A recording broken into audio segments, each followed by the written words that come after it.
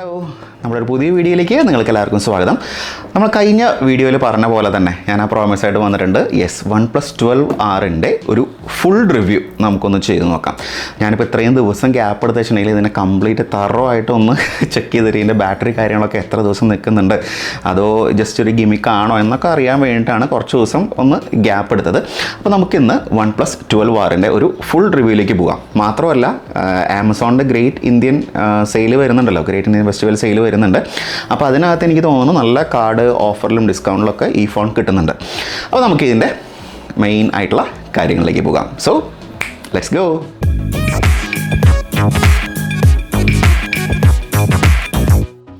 First of all ഇതിൻ്റെ external features പറയുകയാണെന്നുണ്ടെങ്കിൽ alert slider വീണ്ടും തിരിച്ചു വന്നിരിക്കുകയാണ്.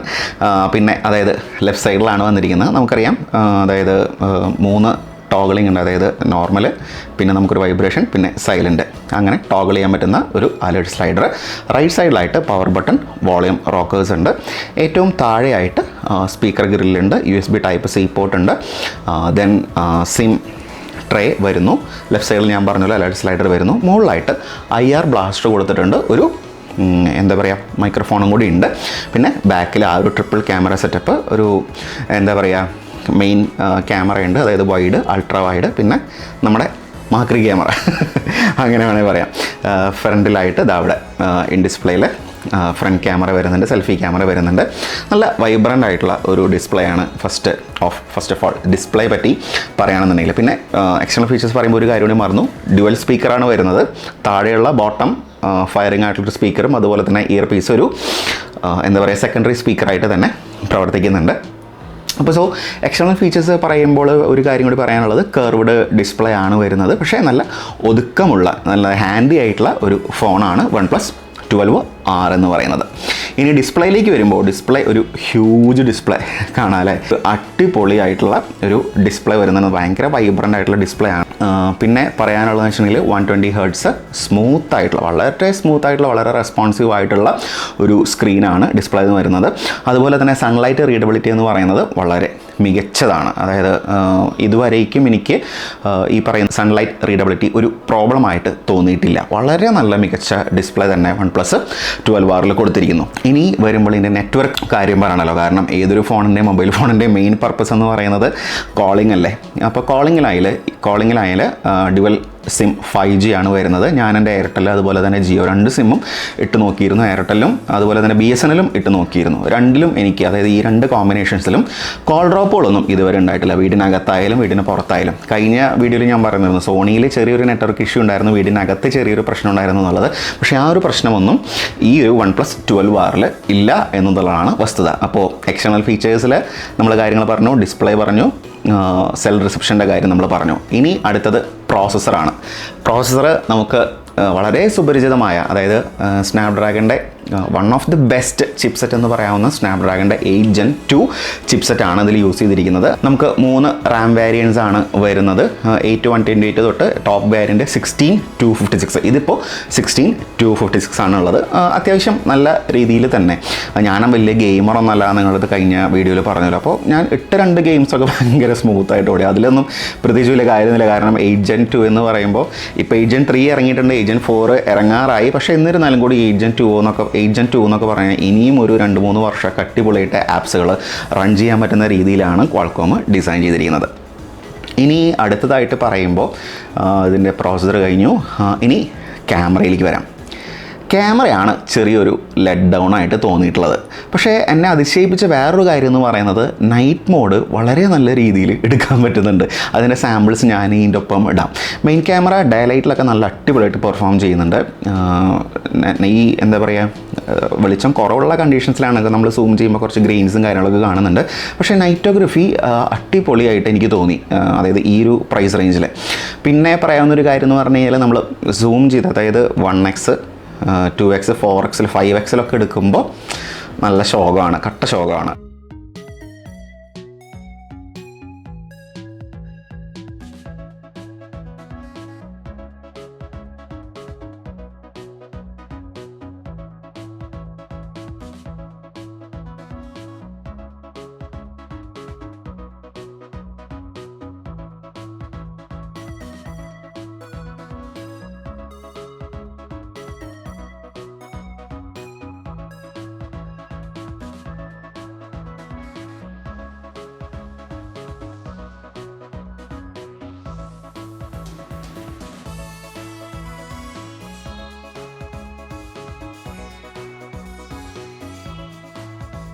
അപ്പോൾ ബാറ്ററിയിൽ ക്യാമറയിൽ കുറച്ച് കോംപ്രമൈസ് ചെയ്യാൻ പറ്റിയാൽ ഈ ഒരു ഫോൺ എടുക്കുന്നതിൽ തെറ്റില്ല എന്ന് പറയാം. കാരണം ഇനി പറയാൻ പോകുന്നത് USB എന്ന് പറയുന്നത് എന്തായിരിക്കും? കാരണം നമ്മൾ ഡിസ്പ്ലേ കഴിഞ്ഞു, എക്സ്റ്റേണൽ ഫീച്ചേഴ്സ് കഴിഞ്ഞു, റാം പറഞ്ഞു, പ്രോസസ്സർ പറഞ്ഞു, പിന്നെ ഇത്രയും കാര്യങ്ങൾ പറഞ്ഞു, ക്യാമറ പറഞ്ഞു. ഇനി പറയാൻ പോകുന്നത് ബാറ്ററി. എൻ്റെ പൊന്നോ, ബാറ്ററി ഒരു രക്ഷയില്ല എന്ന് പറഞ്ഞാൽ ഒരു രക്ഷയില്ല. ചിലപ്പോൾ ഒരു പക്ഷേ ഞാൻ ഇതുവരെ യൂസ് ചെയ്തതിൽ ഏറ്റവും ബെസ്റ്റ് ബാറ്ററി ലൈഫ്. അതിന് വേണ്ടിയാണ് ഞാൻ ഇത്രയും ദിവസം എടുത്തത് ഈ റിവ്യൂ പറയാനായിട്ട്. കാരണം ബാറ്ററി ഇത് ജസ്റ്റ് തോന്നിയതാണോ അതോ മാത്രം, കാരണം എങ്ങനെ അടിച്ച് പൊളിച്ച് യൂസ് ചെയ്താലും ഒരു 50% ഒക്കെ എത്തുമ്പോൾ സ്ക്രീൻ ഓൺ ടൈം ഞാൻ നോക്കിയപ്പോൾ 5 hours ഒക്കെയാണ് കാണിക്കുന്നത്. അതായത് 50%ൽ 5 hours സ്ക്രീൻ ഓൺ ടൈം. ഇപ്പോഴത്തെ മിക്ക ഫ്ലാഗ്ഷിപ്പുകളായാലും മിക്ക ഫോൺസിലും നമുക്ക് അറിയാം അത് ഏവറേജ് സ്ക്രീൻ ഓൺ ടൈം എന്ന് പറയുന്നത് ഒരു 7 hours അല്ലെങ്കിൽ 6 to 7 hours ഒക്കെയാണ് നമ്മൾ അടിച്ച് പൊളിച്ച് യൂസ് ചെയ്യുകയാണെന്നുണ്ടെങ്കിൽ. ഈ ഫോൺ ഞാൻ ഹെവി യൂസിൽ നോക്കി, മോഡറേറ്റ് യൂസിൽ നോക്കി, ലൈറ്റ് യൂസിൽ നോക്കി, എങ്ങനെ പോയാലും ഈ ഫോൺ അടിപൊളിയായിട്ട് 10 hours വരെ സ്ക്രീൻ ഓൺ ടൈം കിട്ടുന്നുണ്ട്. ഞാൻ പറയുന്നത് 24 hours അല്ല കേട്ടോ. ഇതിൻ്റെ ആദ്യത്തെ ഒരു സെറ്റിംഗ് ഞാൻ വേറൊരു വെബ്സൈറ്റിൽ നിന്ന് ഡൗൺലോഡ് ചെയ്തപ്പോൾ നമുക്ക് ബാറ്ററി പഴയ രീതിയിലേക്ക് തന്നെ കിട്ടി. അതായത് സ്ക്രീൻ യൂസേജ് നമുക്ക് എന്താ പറയുക, ചാർജ് ചെയ്തതിന് ശേഷമുള്ള സ്ക്രീൻ യൂസേജ് എന്ന് പറയുന്ന ഒരു ഡീറ്റെയിൽ കിട്ടുന്ന ആ ഒരു ഫംഗ്ഷൻ ഞാനിതിൽ ഡൗൺലോഡ് ചെയ്ത് നോക്കിയപ്പോൾ എനിക്ക് തോന്നുന്നു റെഡിറ്റിൽ നിന്നാണ് എനിക്കത് കിട്ടിയത്. അപ്പോൾ ആ സംഭവം ഇട്ട് നോക്കി. അപ്പോൾ screen on time since charge നോക്കുമ്പോൾ അതാണ് ഞാൻ പറഞ്ഞത്, 50%ൽ ഏകദേശം ഒരു 5 hours plus screen on time use ചെയ്ത് കഴിഞ്ഞിരുന്നു. അപ്പോൾ ഞാനൊരു 80% വരെ നോക്കിയപ്പോൾ ഏകദേശം ഒരു 9 മണിക്കൂറോളം സ്ക്രീൻ ഓൺ ടൈം എനിക്ക് കിട്ടിയിട്ടുണ്ട്. അപ്പോൾ അതാ പറഞ്ഞാൽ ഈ ഒരു ഫോൺ നിങ്ങൾക്ക് ക്യാമറ കോംപ്രമൈസ് ചെയ്യാൻ പറ്റിക്കഴിഞ്ഞാൽ ബാക്കി എന്തുകൊണ്ടും, അതായത് പ്രോസസ്സറിൻ്റെ കാര്യത്തിലായാലും ഗെയിമിങ്ങിൻ്റെ കാര്യത്തിലായാലും ബാറ്ററിയുടെ കാര്യത്തിലായാലും എസ്പെഷ്യലി ഡിസ്പ്ലേയുടെ കാര്യത്തിലാണെന്നുണ്ടെങ്കിലും ഇതൊരു എക്സെപ്ഷണൽ ഫോണെന്ന് വേണമെങ്കിൽ പറയാം.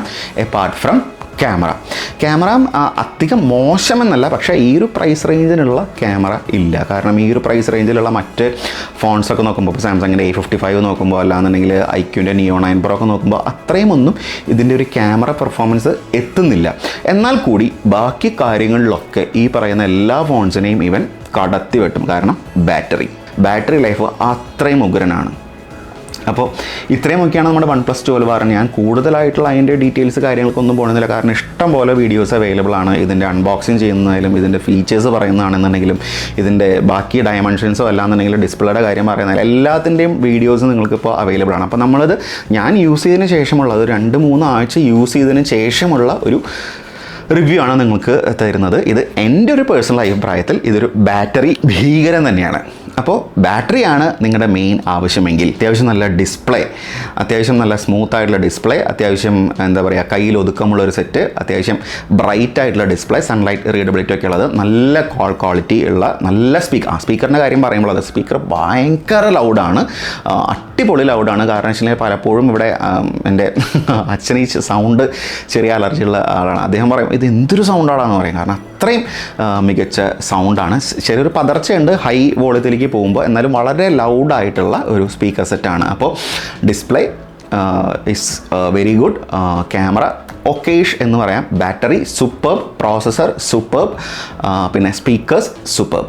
ചാർജിങ് ടൈം അതും കൂടി പറഞ്ഞല്ലോ, ഇതിൻ്റെ കൂടെ വരുന്നത് 100 wattsൻ്റെ ഒരു ചാർജറാണ്. നമുക്കൊരു 30 to 35 minutes മതി ഫുൾ ചാർജ് ആവാൻ.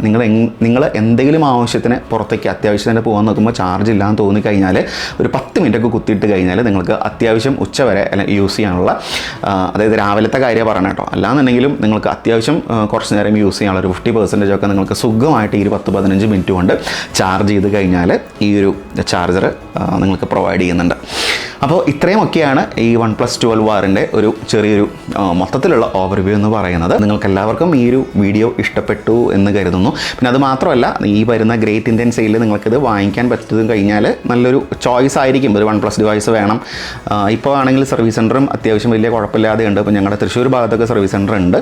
ഇതിപ്പോൾ ക്രോമയിൽ നിന്നാണ് ഈ ഒരു ഡിവൈസ് നമുക്ക് കിട്ടിയിട്ടുള്ളത്, ടാറ്റയുടെ ക്രോമയിൽ നിന്ന് തൃശ്ശൂരിലുള്ളത്. അപ്പോൾ അവരും പറഞ്ഞത് ഇത് തന്നെയാണ്, നമുക്ക് സർവീസ് സെൻറ്റർ അവൈലബിൾ ആണ് തൃശ്ശൂർ. ഞാൻ നോക്കിയപ്പോൾ റെഡ്മി, OnePlus, റിയൽമി, പിന്നെ ഒരു ബ്രാൻഡ് കൂടി ഉണ്ട്.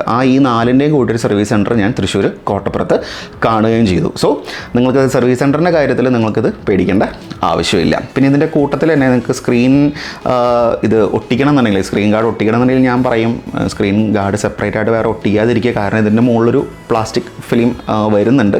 അത് കേടായാൽ മാത്രം അതൊന്ന് കളഞ്ഞിട്ട് നോക്കിയാൽ മതി. കാരണം സ്ക്രീൻ ഗാർഡ് പലപ്പോഴും ഇപ്പോൾ ഒരു ഇഷ്യൂ ആയി വരുന്നുണ്ട്. എന്തെങ്കിലും മറ്റേ ഗ്രീൻ ലൈനൊക്കെ വന്നു കഴിഞ്ഞാൽ നിങ്ങൾ സ്ക്രീൻ ഗാർഡ് ഒട്ടിച്ചു എന്നൊക്കെ പറഞ്ഞിട്ട് അവർ, അതായത് UV സ്ക്രീൻ ഗാർഡൊക്കെ ഒട്ടിച്ചു എന്ന് പറഞ്ഞിട്ട് അവരത് റിജക്റ്റ് ചെയ്യുന്നുണ്ട്. അപ്പോൾ മാക്സിമം നിങ്ങൾ നല്ലപോലെ സൂക്ഷിക്കുക. അപ്പോൾ ഈ ഒരു ചെറിയ വീഡിയോ നിങ്ങൾക്ക് എല്ലാവർക്കും ഇഷ്ടപ്പെട്ടു എന്ന് വിചാരിക്കുന്നു. അപ്പോൾ അടുത്ത ഒരു വീഡിയോ എന്ന് പറയുന്നത് നമ്മുടെ മിക്കവാറും സാംസങ്ങിൻ്റെ A55 ഇതിൻ്റെ അൺബോക്സിങ് നമ്മൾ ചെയ്തിരുന്നു.